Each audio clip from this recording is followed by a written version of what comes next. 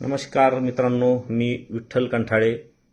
मी परवा अभिनंदनासाठी आमचे भाजपचे नेत्याने आमदार सुरेश अण्णा धस साहेब यांना मी शुभेच्छा देण्यासाठी फोन केला होता आणि आमचं संभाषण झालेलं संभाषण हे माझ्या काही मित्रांकडून चुकीने व्हायरल झालं.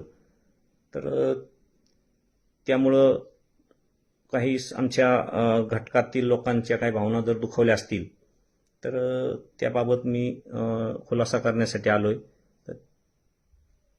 माझं एवढं म्हणणं आहे की सुरेश अण्णावर जसं विविध घटकातील लोक प्रेम करतात तसंच मी प्रेम करणारा एक व्यक्ती आहे आणि झालेल्या ते जे काय आमचं संभाषण होतं त्याचा कुणी गैरअर्थ काढू नका. त्यांचे आणि माझे हे बऱ्याच वर्षाचा माझा स्नेह आहे. अण्णाचे माझे घरगुती संबंध आहेत.